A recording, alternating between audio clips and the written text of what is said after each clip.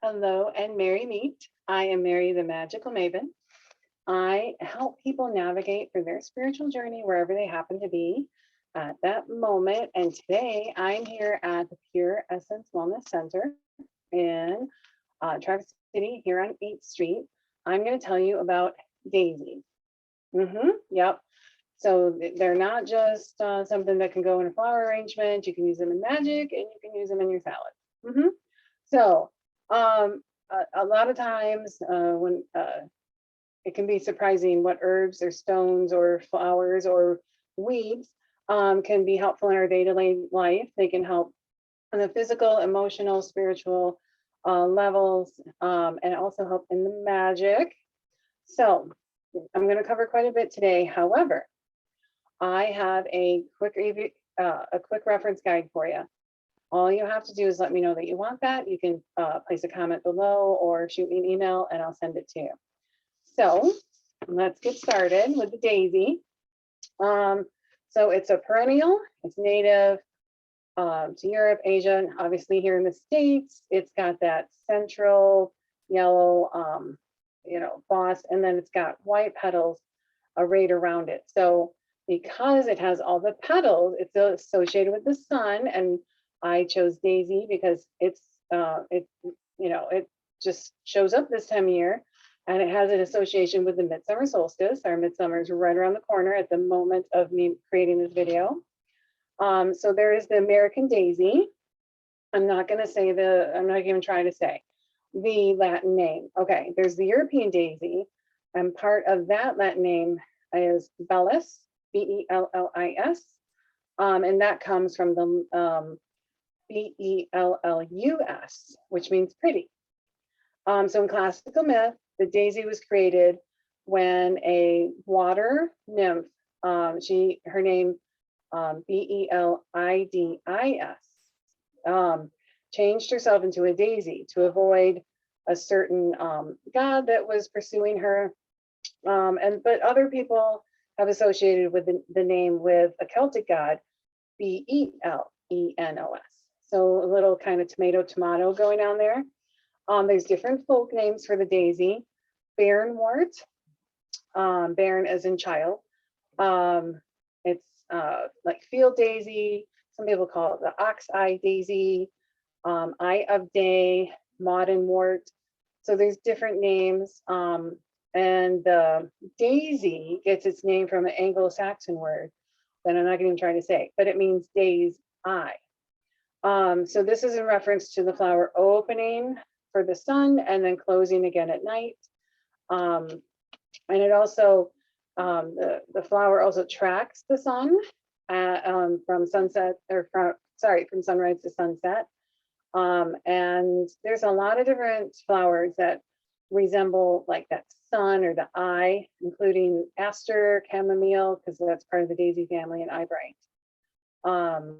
So any flower that has a lot of petals, they don't have to be rayed. It can be even the like a rose that has instead of the pointy petals, it's more of the softer rounded petals. Those are even associated with the sun. All right, so the daisy, it's the energy is more feminine. The planet is Venus. Element is water. Certain deities like Freya, Artemis, and Thor. The powers, magical powers associated with daisy would be more love. But any sun god or goddess, and it's also associated with purity, innocence, faithful love, and it's also associated with the Baltic sun goddess. And going back to purity, I have used daisy in the purification vessels because of that association with purity. So with the essential oil blend, I also put daisies in there, so you get an added kick to that cleansing bath that you would have before doing a ritual or anything magical. So really quickly, let's talk about allergies. So allergies in general can be rampant. So wild daisy can cause an allergic reaction if you are sensitive to a certain plant family that, well, plant families that include ragweed, chrysanthemums, marigolds, others.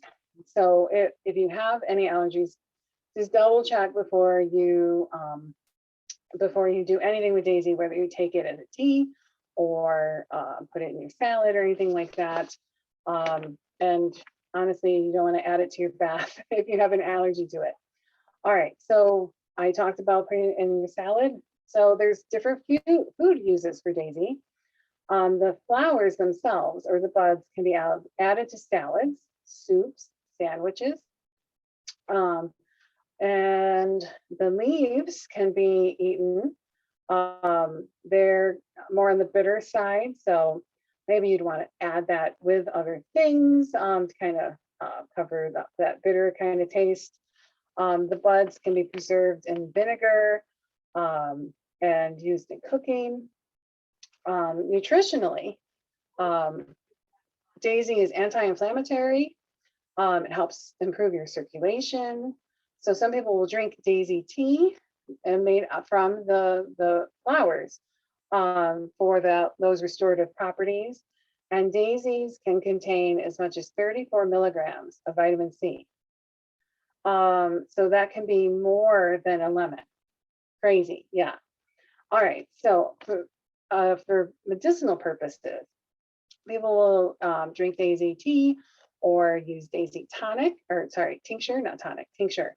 So it can be great for pain relief, coughs, bronchitis, colds, liver, kidney problems, bladder stones. Applied to the skin for skin issues like rashes, wounds. It's great for swelling, inflammation, helps to cleanse the blood or even stop bleeding. And it is a diuretic, so just be careful if you're already taking a diuretic. That you don't want to compound that issue. It helps with loss of appetite, constipation, and intestinal inflammation. It's going to boost your metabolism, help with rheumatism, edema, and then menstrual issues. So there's a lot in just a little daisy. So if you're not interested in putting in your salad or drinking a tea, you want to get straight to the magic, here we go. So here's some lore, some magical lore. It is said that whoever picks the very first daisy of the season will have be possessed with a flirtatious attitude. How do you know which one is the first one? I don't know. So I think it's just supposed to make you feel more flirty. If you sleep with a daisy root beneath your pillow, there's 2 different variations of this. You can sleep with it under your pillow to see if that lover, like your past lover that you want to come back to, will return, or to just dream of them. So give it a try and see if you have a dream of them. And if you wear the daisy on your person, it's supposed to bring love.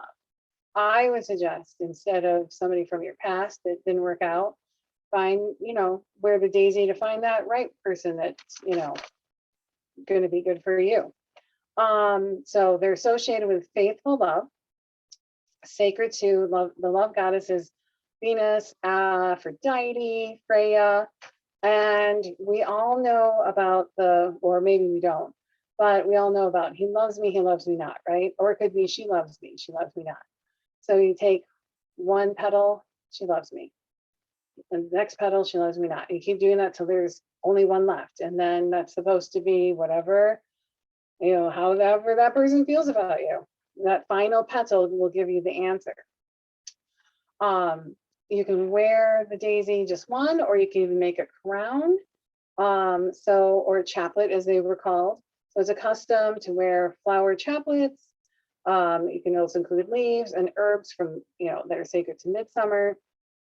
So you got oak, birch, fennel, thyme, rosemary, rue, fern, St. John's wort, lavender, sunflower, carnation, chamomile, and of course daisy. And then it's funny because, it depends on what time zone you're in, but magical lore states that if you pick a daisy between noon and 1 o'clock on Midsummer Day, that daisy is supposed to have magical qualities.